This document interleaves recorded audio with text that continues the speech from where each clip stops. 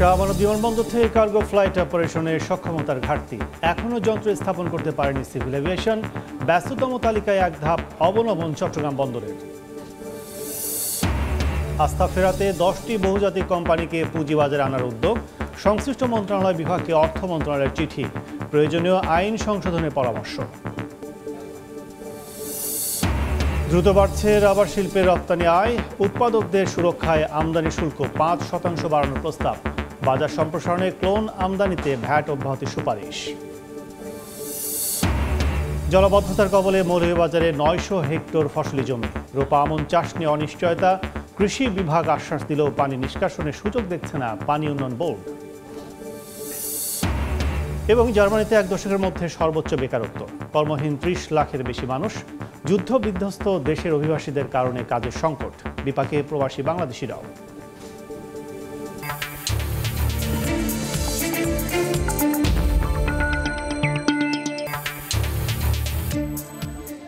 দেখছিলেন শিরোনাম। আমন্ত্রণ জানাচ্ছি দেশ ও দেশের বাইরের অর্থ বাণিজ্যের নানা খবর নিয়ে আমাদের নিয়মিত আয়োজন এই সময়ের বাণিজ্যে। আপনাদের সঙ্গে আছি আমি কাজল আব্দুল্লাহ। শুরুতেই বন্দর বাণিজ্যের খবর।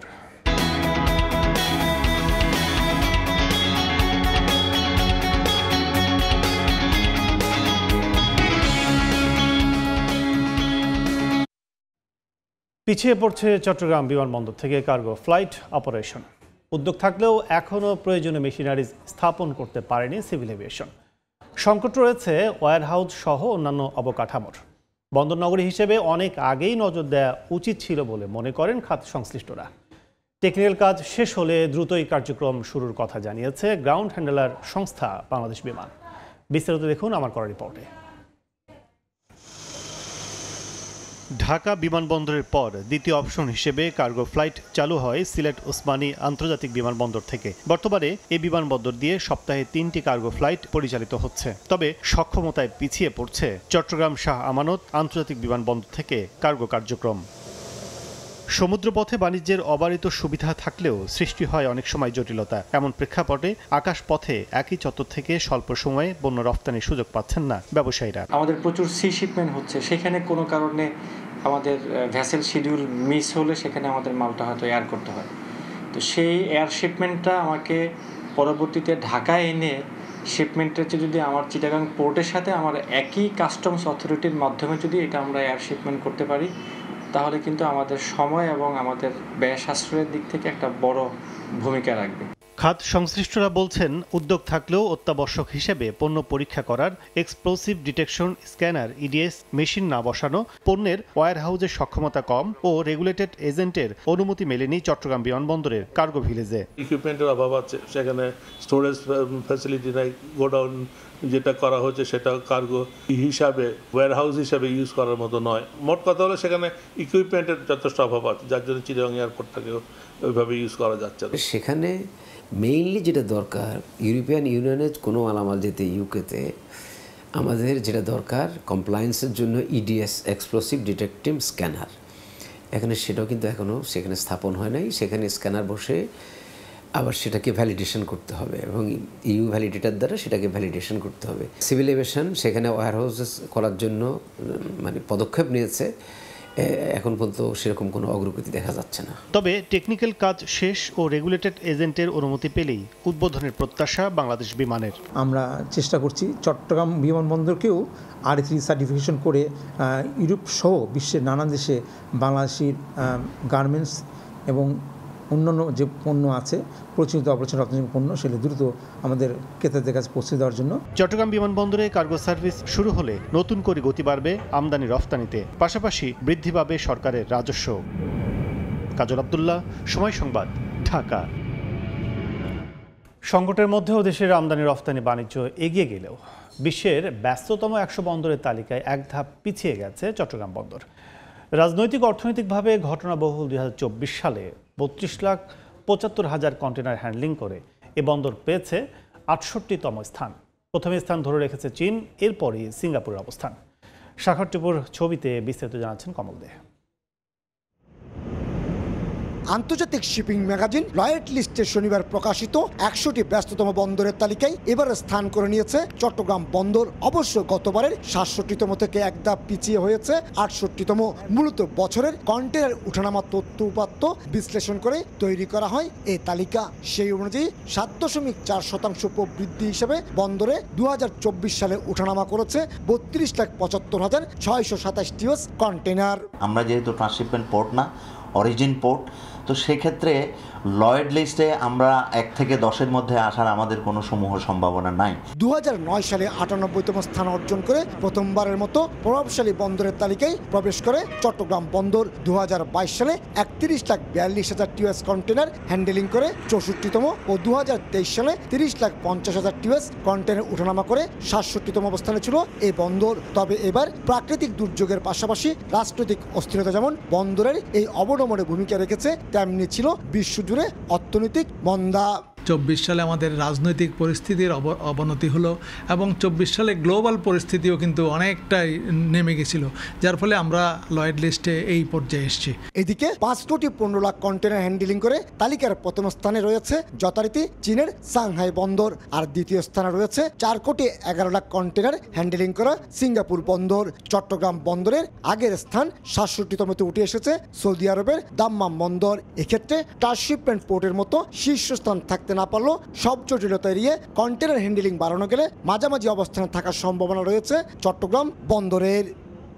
এফিসিয়েন্সি বিল্ড আপ করতে হলে এটা ইট টেক্স লং টাইম এবং এটার পিছনে অনেক লজিস্টিক্যাল সাপোর্ট দরকার হয় এবং অনেক ম্যানেজমেন্টাল ক্যাপাসিটি দরকার হয়। তো এই জন্য আমি মনে করি যে আমরা অনেক জায়গায় আছি যেখান থেকে আমরা উপর দিকে যেতে পারবো। 2024-25 অর্থ বছরে রেকর্ড 32,96,000 কন্টেনার এবং 13,07,00,000 মেট্রিক টন কার্গো পণ্য উঠানামা করা হয়েছে চট্টগ্রাম বন্দরে। একই সঙ্গে জাহাজ এসেছে 4,077টি। তবে কার্গো পণ্য উঠানামা কিংবা জাহাজ আসার হিসাব কাউন্ট করে না লয়েড লিস্ট। লয়েড লিস্টে যতটা পিছিয়ে যাওয়ার সংখ্যা ছিল ততটা হয়নি, পিছিয়েছে মাত্র এক ধাপ। তবে সম্ভাবনা সৃষ্টি হয়েছে আগামীতে এগিয়ে যাওয়ার। চট্টগ্রাম বন্দর থেকে কমল দে, সময় সংবাদ। দর্শক, বন্দর বিষয়ে আলোচনার জন্য আমাদের সঙ্গে স্টুডিওতে উপস্থিত হয়েছেন বিজিএম এর জনসংযোগ ও প্রচার কমিটির চেয়ারম্যান মাসুদ কবির। যারা মাসুদকে আপনাকে স্বাগত জানাচ্ছি। আমরা শুরুতে জানতে চাই, দুটি নিউজ আমরা দেখলাম, সেটি হচ্ছে একটা কার্গো বিমান যে সার্ভিস সেটি একটি আমাদের সক্ষমতার এখনও অনেক পিছিয়ে আমরা, দুই হচ্ছে চিটাগং বন্দর। শুরুতে একটু যদি যাই কার্গো ফ্লাইট, আমরা অনেকদিন ধরে শুনছি সিলেটের পরে থার্ড অপশন হিসেবে চিটাগং কার্গো সার্ভিস চালু হবে, কিন্তু এখনও হচ্ছে না। সেক্ষেত্রে আপনারা এখন কিভাবে এই সুবিধা নিচ্ছেন অন্যভাবে যদি একটু বলেন। ধন্যবাদ। আমরা আসলে আমাদের চিটাগাংয়ে আমরা আমাদের আরএমজিকে যদি বলি, আমাদের পোশাক শিল্পে সেখানে প্রায় 400-র মতো ফ্যাক্টরি আমাদের আছে। এর পাশাপাশি আপনার অন্যান্য শিল্প তো আছেই, যেটা সি ফিশ এবং অন্য আদার্স যেটা আছে। তো মোস্টলি যেটা হয় যে আমাদের চিটাগাং পোর্টটাকে আমরা তো সি পোর্ট হিসাবে ইউজ করি। যখনই কোনো প্রায়োরিটি বেস বা কোনো শিপমেন্ট ডিলের কারণে যখন এয়ারের প্রশ্ন আসে, তখন অবভিয়াসলি এটাকে আমার ঢাকা অথবা সিলেটে সেটা স্থানান্তর করতে হয়, এবং সেটা ঢাকা এবং সিলেট স্থানান্তরের ক্ষেত্রে আমাদের যেটা হয় যে সময় একটা বিষয়, আমাদের এক্সট্রা যেটা আমাদের রোড কস্ট সেটা একটা বিষয়, সব মিলিয়ে আসলে সেটা আমাদের জন্য অনেক বড় একটা লসের কাজ। আর অ্যাট দ্য সেম টাইম যেহেতু আমাদের চিটাগাং পোর্ট এবং তার পাশে যেহেতু আমাদের এয়ারপোর্ট আছে, সেখানে এয়ার কার্গো হলে ডেফিনেটলি এটা আমাদের জন্য একটা বড় অ্যাডভান্টেজ হিসাবে কাজ করবে। সেক্ষেত্রে 80-র দশক থেকে আমাদের পোশাক খাতের যে উন্নয়ন জয় জয়কার, সেই ধারাবাহিকতায় আজকে প্রায় বলা চলে যে সেদিকে 20, সেদিকে 25-35 বছরে আমরা চিটাগংকে সেইভাবে সেকেন্ড হাফ হিসেবে রচনা করতে পারি নাই, তৈরি করতে পারি নাই। এটা আসলে অনেক আগেই এই স্টেপ নেওয়া দরকার ছিল কিনা? এটা তো অবশ্যই মেইনলি চিটাগাং পোর্ট যেভাবে আমাদের কাছে গুরুত্বপূর্ণ ভূমিকা পালন করছে। আমরা যারা এক্সপোর্টার, আমাদের মেইন টার্গেট থাকে যে সেটা আমরা আমাদের টোটাল এক্সপোর্টটাকে আমরা সি পোর্টের মাধ্যমে, শিপমেন্টের মাধ্যমে আমরা এটা ডেলিভারি দেব। তো এয়ার পার্টটা মেইনলি আমাদের ক্ষেত্রে এটা ক্রাইসিসটাকে আমরা কভার করার জন্য এটা আমাদের রপ্তানি এবং আমদানি দুই ক্ষেত্রে এটা খুব বড় ভূমিকা পালন করে। অনেক সময় আমরা আমদানি করতে হয় এয়ারে, যেটা আমাকে এয়ারের এক্সপোর্টের এয়ারটা সেভ করার জন্য। তো সেই জায়গা থেকে যদি আমাদের চিটাগাং পোর্টটা সি পোর্টের পাশাপাশি যদি এটা এয়ার কার্গোটাও যদি সিমিলটেনিয়াসলি যদি এটা অ্যাক্টিভ থাকতো, অবশ্যই এটা আমাদের ইকোনমিতে বড় ভূমিকা রাখতে পারতো। বাফা যেটা আমাদের বলছে সেটা হচ্ছে যদি কার্গো ফ্যাসিলিটি শুরু হয় চিটাগং থেকে, তাহলে sea air, air to sea air, এভাবে পণ্য কি দেশ এবং দেশের বাইরে কতটুকু এই সুযোগটা তৈরি হবে? না, অফকোর্স এটা দেখেন, চিটাগাং এয়ার কার্গোতে আমাদের ক্যাপাসিটি এটা ইম্পোর্টের ক্ষেত্রে 250 টন এবং এক্সপোর্টের ক্ষেত্রে 20 টন, মানে টোটাল আমাকে 270 টনের একটা ক্যাপাসিটি সেখানে এখন এটা আছে। তো এই জায়গা থেকে আমরা সি এয়ার এবং এয়ার টু সি এই পোর্শনে দেখা গেল যে আমাদের একটা হাবে যদি আমরা কোনো একটা মাল আমরা সিতে এখানে এনে আমরা এই পার্ট থেকে এয়ার করতে পারি, অথবা আমাদের থার্ড কান্ট্রিগুলো যদি এই ফ্যাসিলিটি নিতে পারে, চিটাগাং এয়ার কার্গোকে এটা অনেক বড়, কারণ আমাদের চিটাগাং সিপোর্ট যেহেতু ওইখানে আছে, ওইখানে সিতে এনে আবার এইখান থেকে আমরা হাব হিসাবে সেকেন্ড এয়ার কার্গো হিসাবে আমাদের এই পোর্টটাকে আমরা ইউজ করতে পারি। বিশেষ করে পেরিশেবল আইটেম, বিশেষ করে আমাদের সি ফুড, যেই ধরনের আপনার সফিস্টিকেটেড যে প্রোডাক্টগুলো আছে সেটাকে আমরা এই পার্টে আমরা খুবই ভালোভাবে এটা ব্যবহার করতে পারি। ওয়্যারহাউস সহ অন্যান্য অবকাঠামোর একটা সংকটাপন্ন অবস্থা বলছে অনেকেই, খাত সংশ্লিষ্টরা, আপনারাও অনেকে বলেছেন। সেক্ষেত্রে আসলে একটা কার্গো ফ্লাইট যে বিমানবন্দর থেকে ওঠানামা করবে এই সুবিধা, সেখানে ওয়্যারহাউস অন্যান্য কী কী ফ্যাসিলিটি থাকলে কি সুবিধা মনে করছেন এই ফ্যাসিলিটি থাকা দরকার?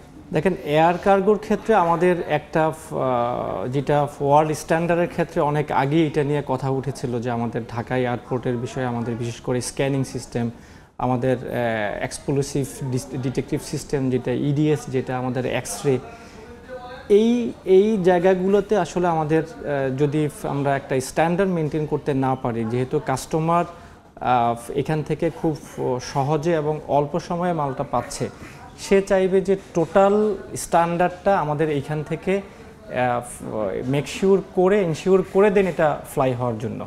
তো সেই জায়গা থেকে অবশ্যই আমাদেরকে এই স্ট্যান্ডার্ডটা এটা আমাদের মেনটেন করতে হবে, বাট আমাদের আনফর্চুনেটলি এই জায়গা থেকে আমাদের স্ট্যান্ডার্ডটা এখনও নিতে পারিনি।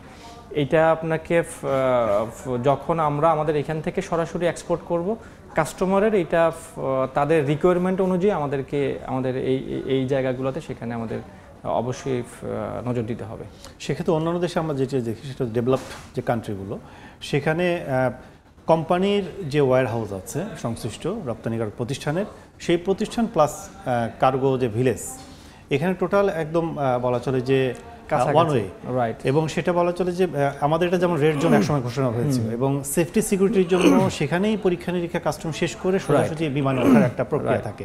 বাংলাদেশে এই স্টেপটা আরও কত দূর আপনারা কি মনে করেন?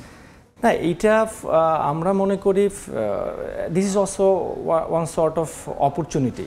যদি আমাদের চিটাগাং এয়ার কার্গোটাকে যদি সেভাবে ফাংশনালি অ্যাক্টিভ করা যায়, অলরেডি আপনার চায়না আগ্রহ দেখিয়েছেন যে তারা এখানে সপ্তাহে 2টা ফ্লাইট অপারেট করবে, বিকজ আমাদের চায়নার সাথে আমাদের ইম্পোর্টের সবচেয়ে হাইয়েস্ট ইম্পোর্টটা হয় তাদের সাথে।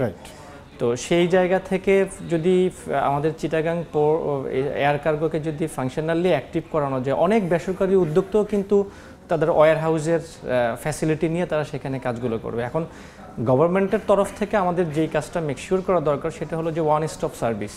চিটাগাং আমার এয়ার কার্গোর এখানে আমাকে কাস্টমস ক্লিয়ারেন্স করা, এখানে আমাকে স্ক্যানিং করা, এখানে প্রোডাক্টের কোয়ালিটি অ্যাসিউরেন্সটা সেটা মেকশিওর করা, প্যাকিংটা এটা প্রপারলি আছে কিনা সেটা মেকশিওর করা, আমাদের এখানে যে ধরনের প্যারিশেবল আইটেমগুলো সেখানে প্রপার ফ্রিজিং সিস্টেমটা সেখানে আছে কিনা, এই টোটাল জায়গাটা যখন এখানে সরকারের তরফ থেকে এগিয়ে আসবে, তখন অটোমেটিক্যালি কিন্তু এটার সেকেন্ড হাব হিসেবে কিন্তু আমাদের বেসরকারি উদ্যোক্তারা তার পাশাপাশি আপনার অনেক ধরনের ওয়্যার হাউসের ফ্যাসিলিটি নিয়েও তারা কিন্তু এগিয়ে আসবে।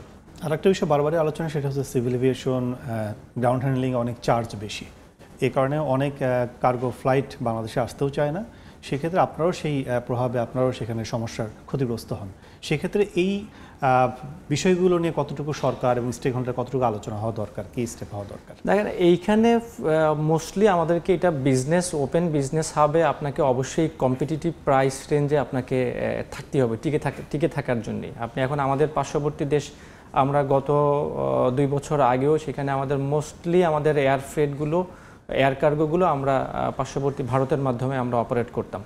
এখন সেটা পরিবর্তিত পরিস্থিতিতে আমরা সেটা সেভাবে করছি। এখন এই জায়গা থেকে যদি আপনি কম্পিটিটিভ না হন, তখন অটোমেটিক্যালি আমাদের এই মার্কেটটা অন্যদিকে আপনার চলে যাবে। তো সেই জায়গা থেকে আমাদের যদি সিস্টেম লসটা কমিয়ে আনা যায় এবং আমাদের যদি ম্যাক্সিমাম কার্গো হ্যান্ডেলিং করা যায়, আমাদের 270 টনের যে ক্যাপাসিটি আছে সেটাকে যদি আমরা রিভলভিং করে যদি আমরা সপ্তাহে 2টা কার্গোর পরিবর্তে অন্তত 4টা কার্গোকেও আমরা অপারেট করতে পারি, তাহলে কিন্তু হ্যান্ডেলিং চার্জ সহ অন্য কস্টিংটাও কমে আসবে।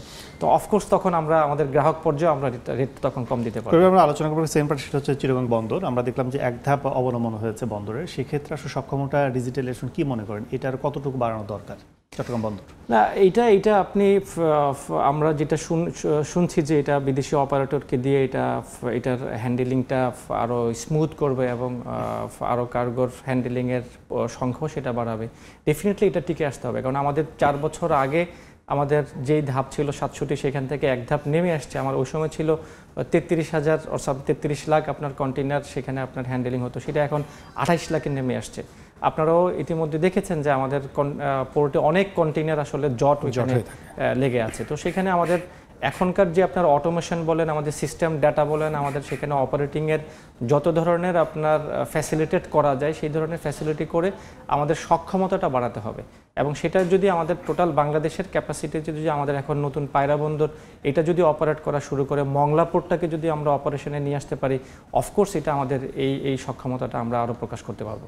আমরা আলোচনা শেষ পর্যায়ে অনেক অনেক ধন্যবাদ আমাদের সাথে আলোচনা যুক্ত হওয়ার জন্য। ধন্যবাদ আপনাকে সময়টিকে। দর্শক, চট্টগ্রাম বন্দর এবং কার্গো সার্ভিস সবকিছু মিলে আমাদের সাথে স্টুডিওতে এসে আলোচনায় যুক্ত ছিলেন বিজেএমই জনসংযোগ প্রচার কমিটির চেয়ারম্যান মাসুদ কবির। যাচ্ছি পরের সংবাদে। শরিয়াভিত্তিক ব্যাংক একীভূত করার বিষয়ে শেষবারের মতো শুনানি শুরু হয়েছে। এজন্য এক্সিম ব্যাংকের পর্ষদ হাজির হয়েছে বাংলাদেশ ব্যাংকে। সেখানে আছেন রিপোর্টার সেলিয়া সুলতানা, সরাসরি যাচ্ছে তার কাছে।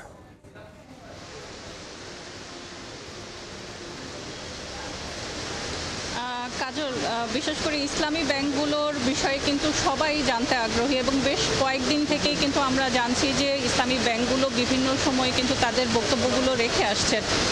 আজকে থেকে যে মিটিংটি শুরু হলো, 5টি ইসলামী ব্যাংক, সোশ্যাল ইসলামী ব্যাংক, ফার্স্ট সিকিউরিটি ইসলামী ব্যাংক, ইউনিয়ন ব্যাংক এবং এক্সিম এবং গ্লোবাল ইসলামী ব্যাংক, এই ব্যাংকগুলো তাদের নিজেদের বক্তব্য রাখার শেষ সুযোগটি পাচ্ছেন এবং এই শেষ সুযোগের পরেই কিন্তু আপনার ভাগ্য নির্ধারিত হয়ে যাবে 5টি ব্যাংক একীভূতকরণ হবে কি হবে না এবং কোন প্রক্রিয়ায় করা হবে।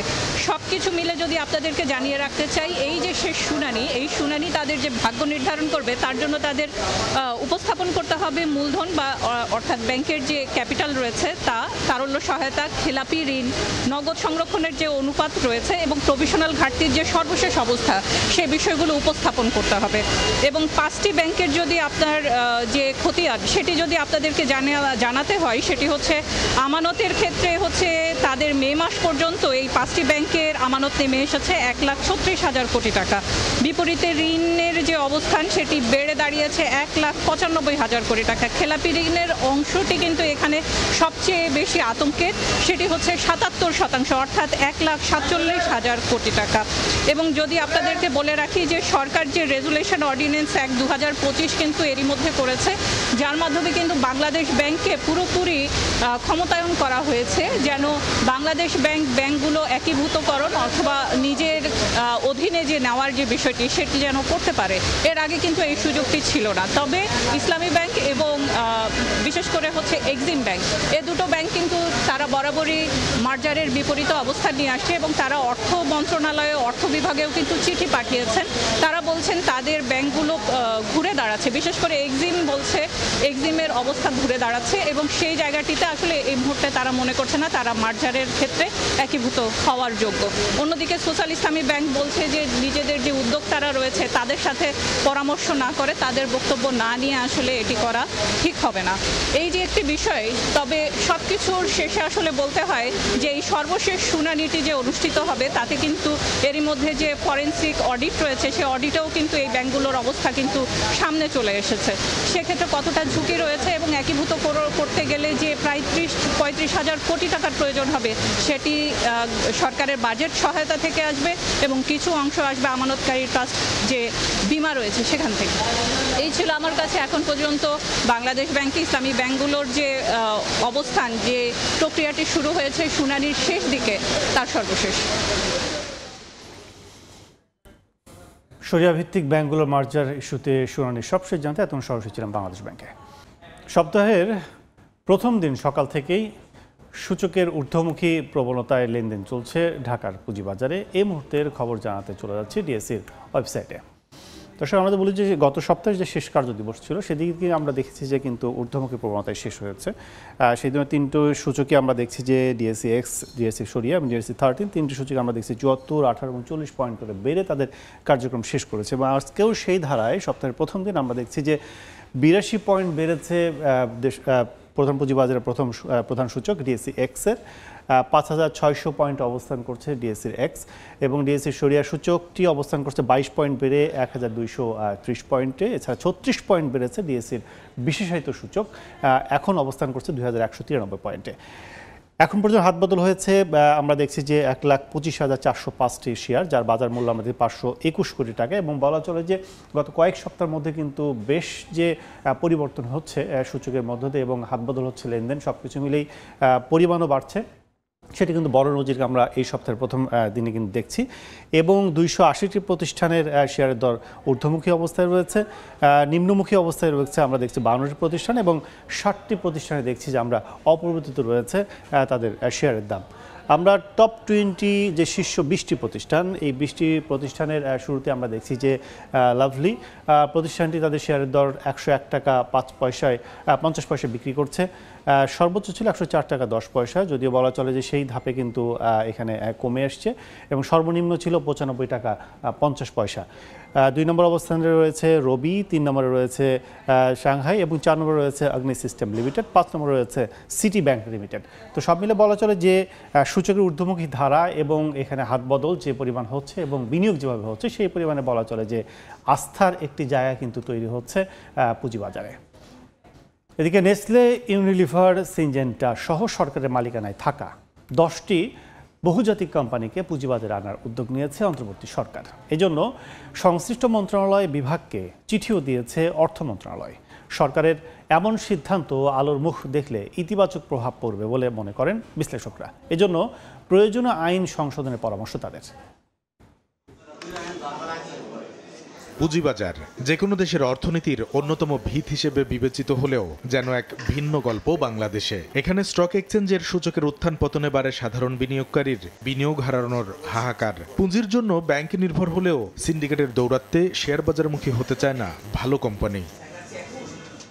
এমন বাস্তবতায় সরকারের মালিকানা থাকা Unilever, Novartis, Syngenta, Nestle Bangladesh সহ 10টি বহুজাতিক কোম্পানিকে সরাসরি পুঁজিবাজারে তালিকাভুক্ত করার উদ্যোগ নিয়েছে অন্তর্বর্তী সরকার। প্রয়োজনীয় ব্যবস্থা নিতে গেল 14 আগস্ট শিল্প বাণিজ্য মন্ত্রণালয় ও বিদ্যুৎ এবং জ্বালানি ও খনিজ সম্পদ বিভাগকে চিঠিও দিয়েছে অর্থ মন্ত্রণালয়। আমাদের শেয়ার মার্কেটে ভালো কোম্পানি নেই, খুব কম আছে। খাত বিশ্লেষকরা বলছেন বহুজাতিক কোম্পানি পুঁজিবাজারে তালিকাভুক্ত হলে ইতিবাচক প্রভাব পড়বে দেশের অর্থনীতি, বিনিয়োগে। ওই ধরনের কোম্পানি যদি আসে তাহলে একদিকে সরকার ঋণ নির্ভরতা কমে যাবে, ঋণ নির্ভরতাটা কমে যেয়ে এই শেয়ারগুলো বাজারে আসলে বাজারের আপনার কোয়ালিটি বাড়বে। পুঁজিবাজার নিয়ন্ত্রক সংস্থা বাংলাদেশ সিকিউরিটিজ এক্সচেঞ্জ কমিশন বিএসইসির সাবেক এই চেয়ারম্যান বলছেন, সরকার শুধু নির্দেশ দিলেই হবে না, এজন্য দরকারি আইনও করতে হবে। এগুলো কোনো সরকারি কোম্পানি নয় যে সরকারি নির্দেশ দিবে আর সে নির্দেশ মানতে তারা বাধ্য, এরকম ব্যাপারটা না। তাদের সঙ্গে আলোচনা করতে হবে, যারা মেজরিটি শেয়ার হোল্ডার তাদেরকে সঙ্গে আলোচনা করতে হবে, তাদেরকে কনভিন্স করতে হবে। সরকার তো এখানে মাইনরিটি শেয়ার হোল্ডার, একটা মাইনরিটি শেয়ার হোল্ডার একটা মেজরিটি শেয়ার হোল্ডারকে কোনো নির্দেশ দিতে পারে না। অথবা তাহলে আইন করতে হবে, সরকার নির্দেশ দিতে পারে, সে আইনটা তো নাই। এর আগেও রাষ্ট্রায়ত্ত বাণিজ্যিক প্রতিষ্ঠানগুলোকে শেয়ার বাজারে নিয়ে আসার কয়েক দফা উদ্যোগ নেওয়া হলেও তা আলোর মুখ দেখেনি একবারও। কামরুল হাসান সবুজ, সময় সংবাদ, ঢাকা। মিরপুরে অবৈধ স্থাপনা উচ্ছেদে অভিযান চালাচ্ছে গৃহায়ন ও গণপূর্ত মন্ত্রণালয়। এই মুহূর্তে সেখানে আছেন সহকর্মী আবু সাইদ নিশান, সরাসরি যাচ্ছে তার কাছে। আমরা এই মুহূর্তে মিরপুর ডিওএইচএসের পাশে সাগুপ্তা এরিয়ায় আছি। এখানে জাতীয় গৃহায়ন ও গণপূর্ত মন্ত্রণালয়ের উচ্ছেদ অভিযান পরিচালনা করা হচ্ছে।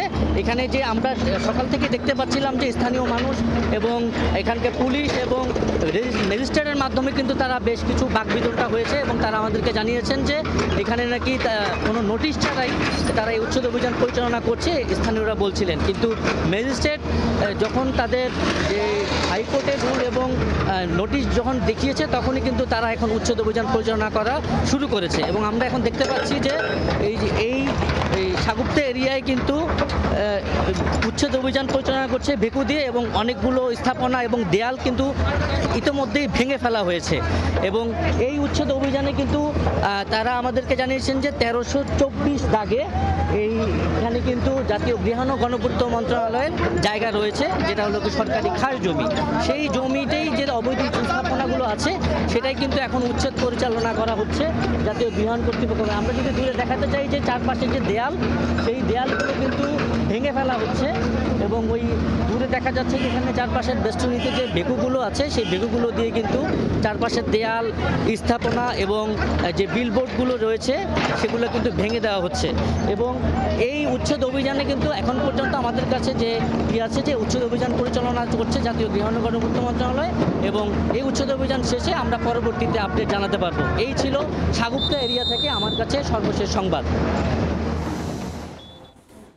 এতক্ষণ সরাসরি ছিলাম মিরপুরে গৃহায়ন গণপূর্ত মন্ত্রণালয়ের উচ্ছেদ অভিযানে।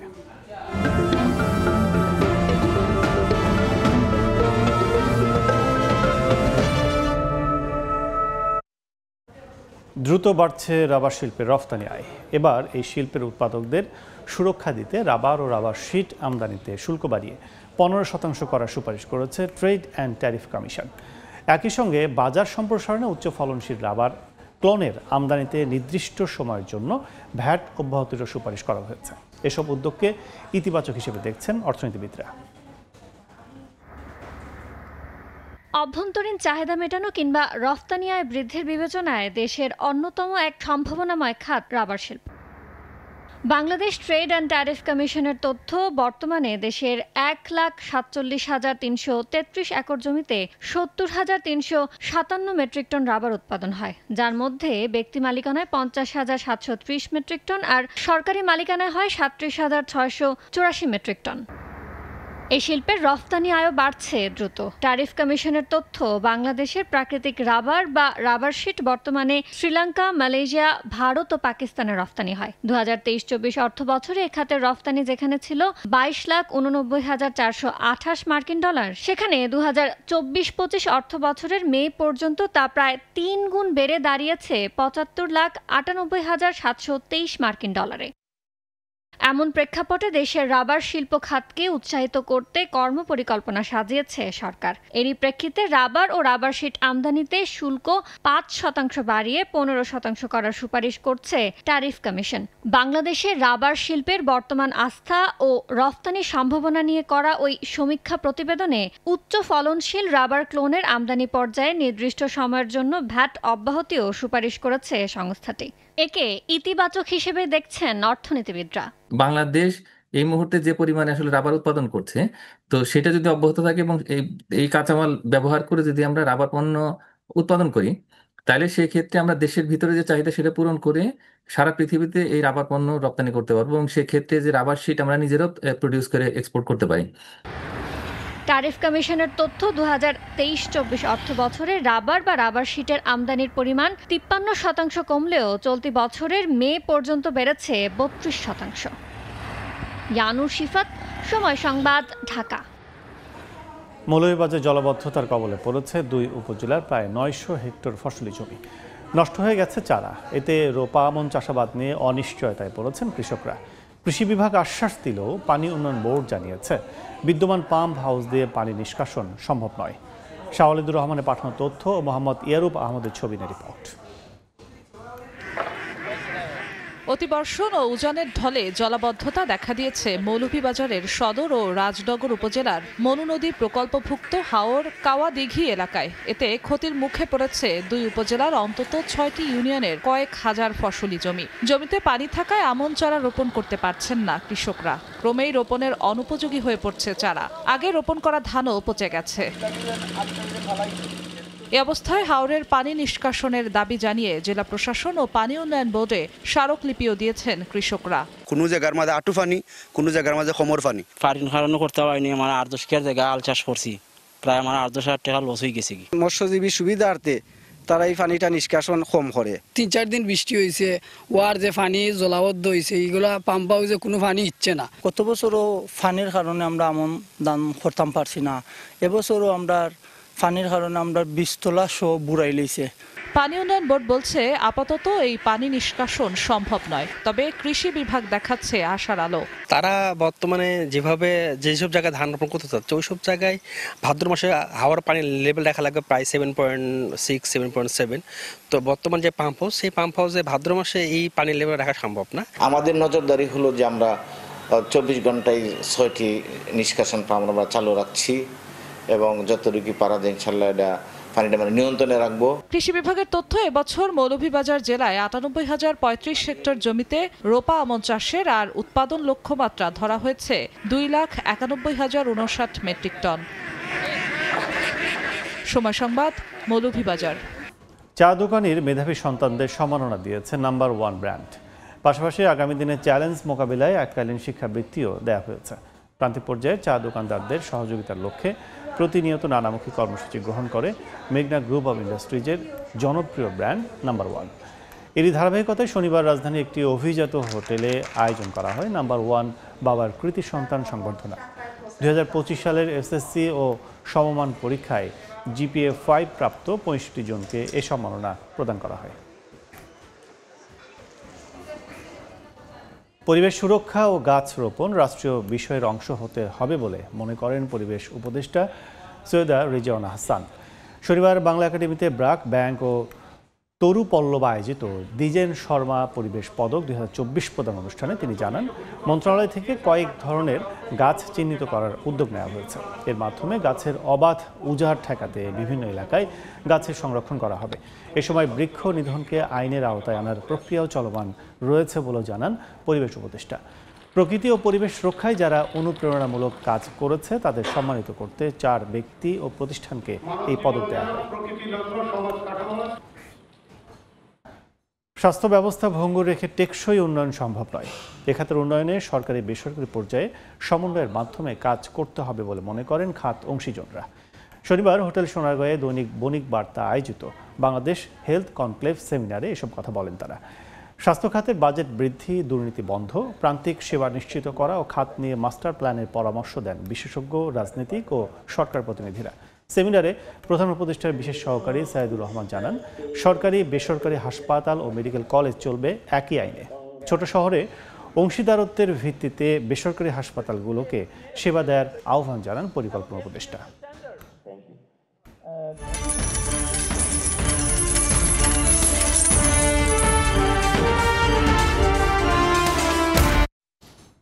দেশের বাজারে ফের বাড়ানো হয়েছে স্বর্ণের দাম। এবার ভরিতে 1,667 টাকা বাড়িয়ে 22 ক্যারেটের 1 ভরি স্বর্ণের দাম 1,74,318 টাকা নির্ধারণ করেছে বাংলাদেশ জুয়েলার্স অ্যাসোসিয়েশন বাজস।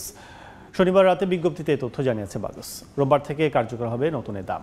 বিজ্ঞপ্তিতে বলা হয়, স্থানীয় বাজারে তেজাবি স্বর্ণের দাম বাড়ায় স্বর্ণের নতুন দাম নির্ধারণ করা হয়েছে।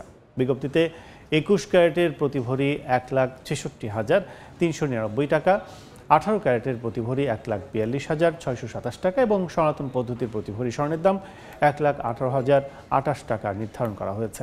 এর আগে সবশেষ গত 26 আগস্ট দেশের বাজারে স্বর্ণের দাম সমন্বয় করেছিল বাজস।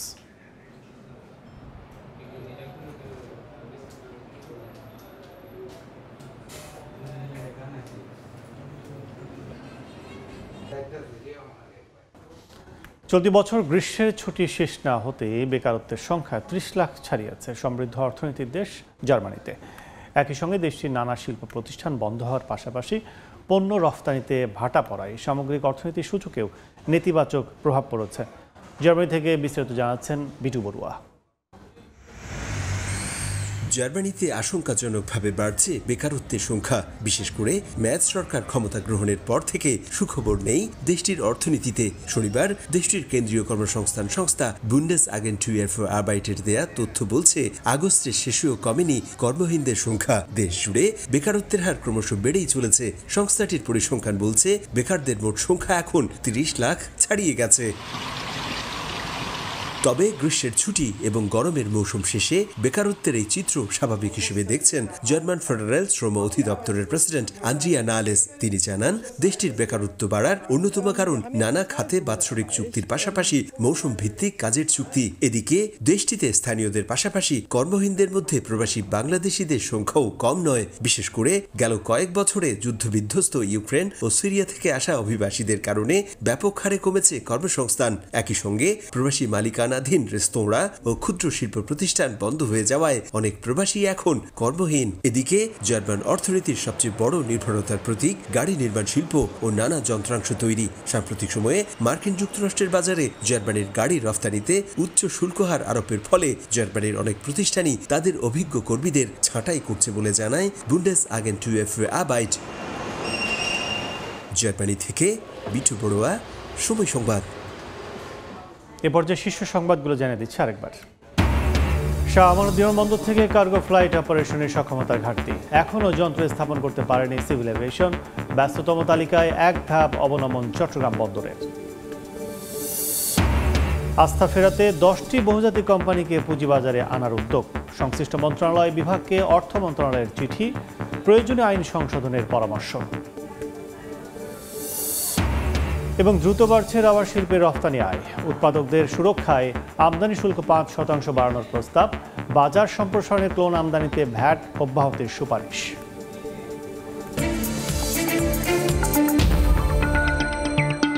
এই ছিল এই সময় বাণিজ্য, সঙ্গে থাকুন সময়ের।